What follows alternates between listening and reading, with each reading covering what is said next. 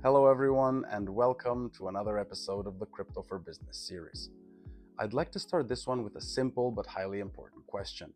What if some of the strongest objections to crypto payments aren't actually based on facts, but on predictable errors in judgment? Now, most decisions we take, business or otherwise, feel highly rational to us. However, 50 years of cognitive science have turned a 2,000-year-old philosophical warning into an empirical fact, which is that human beings simply aren't as rational as they think when it comes to making decisions. We are governed by cognitive biases and logical fallacies that lend a false sense of certainty to conclusions based on incomplete or inaccurate information. And when it comes to crypto payments specifically, these mental blind spots show up surprisingly often. Before we begin, it's important to acknowledge that most of these concerns were once entirely legitimate. Early crypto was full of scams, regulation was a gray area, the infrastructure was immature, and real business use cases were scarce. But the industry has evolved a lot since then. Let's find out if our assumptions evolved with it. Myth 1. Our customers aren't asking to pay with crypto, so there's no demand. Sounds reasonable, right? If customers truly wanted to pay with crypto, surely they'd be running around asking for it. But here's the catch. Customers rarely request payment methods they don't expect a business to have, especially in regions that are highly skeptical of digital assets in the first place. We've seen the exact same pattern with contactless payments, mobile wallets, and buy now, pay later solutions. Nobody was begging merchants for them until they appeared. Then, millions of people practically started using them overnight.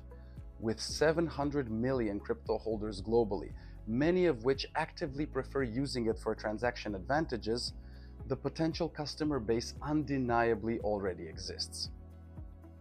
In terms of thinking errors, this is a classic textbook example of circular reasoning.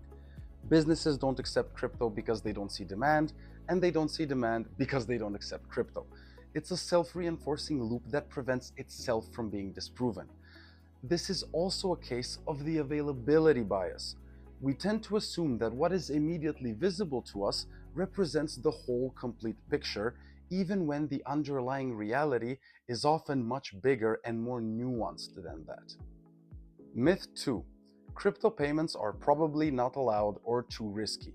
Our banks will definitely oppose it. This mentality is a relic of crypto's early unregulated days. Today, licensed institutional-grade providers handle the entire regulatory burden behind the scenes, from rigorous compliance to real-time monitoring and reporting. In a modern business context, accepting crypto payments is virtually identical to receiving a traditional bank transfer. There is simply no added regulatory friction for the merchant. A major problem here is the anchoring bias. Our brains naturally anchor their judgment to the first piece of information they receive about a subject.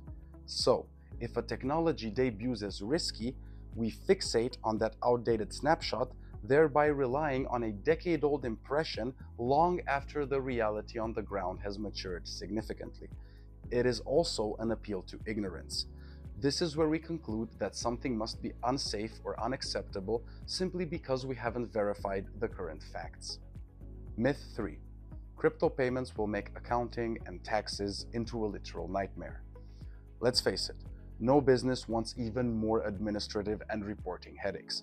But the underlying assumption here is that crypto enters your accounting system as crypto, which is simply a flat-out misconception.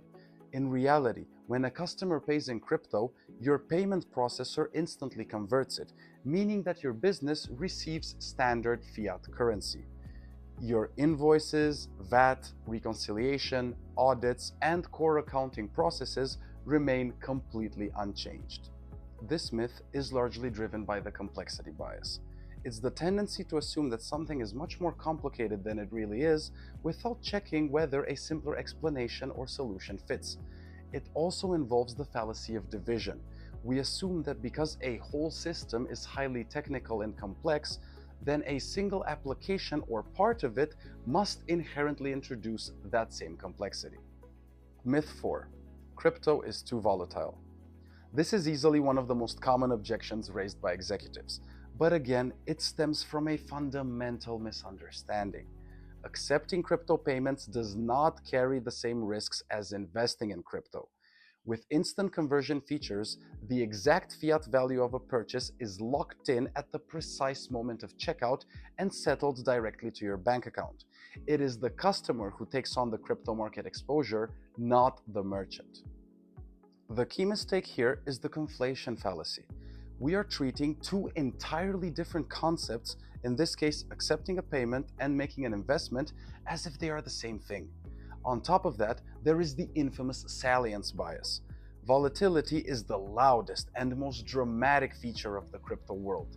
Because of that, it automatically eclipses the quieter operational realities of stable settlement infrastructure. Myth 5. Our customers simply aren't the type to use crypto. This myth is almost entirely driven by vastly outdated stereotypes. When thinking about crypto users, most people still picture tech bros or Reddit users arguing over meme coins. As Bitwise CIO Matt Hogan once joked, the current business community still views a crypto holder as a punk skateboarder with tattoos. The reality, today's crypto demographic heavily features global entrepreneurs, tech-forward investors, freelancers, international consumers, and high-income professionals. The stereotype remained completely still, while the actual user base evolved to the point of becoming almost unrecognizable. The pattern at work here is the world-renowned confirmation bias.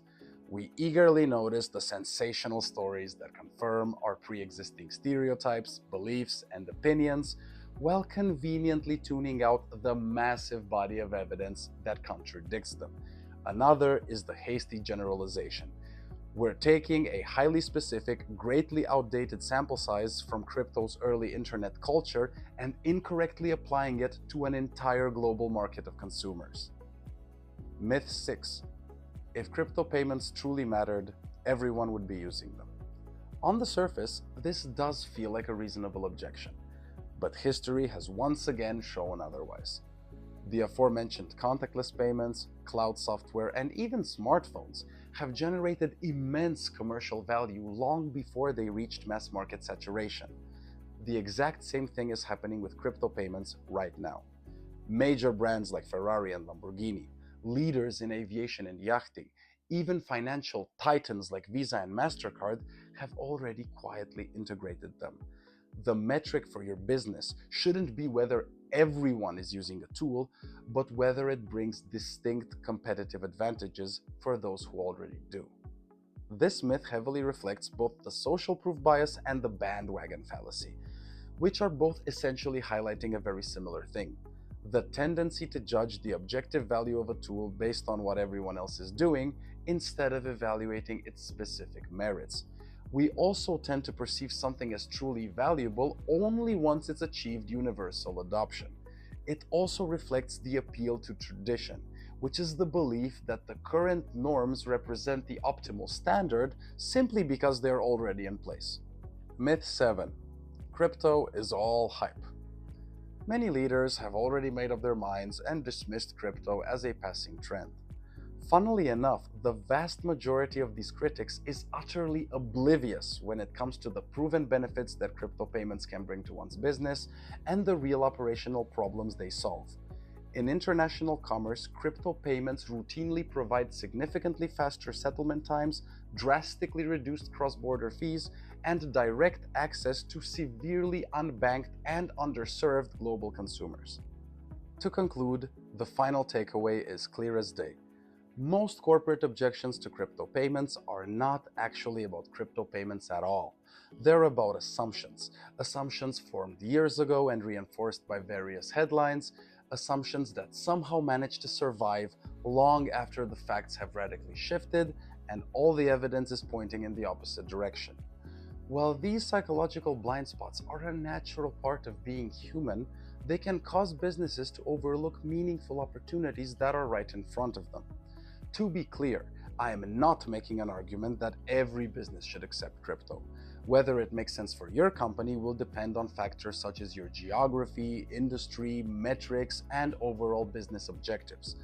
The point I'm making is far simpler than that. Make your decision based on current facts, accurate information, and evidence, not on outdated narratives and preconceived assumptions. At the end of the day, major opportunities are usually missed for the exact same reason they eventually become obvious. We continue evaluating the present through the lens of the past. Thanks for watching, and I'll see you guys on the next episode of Crypto for Business.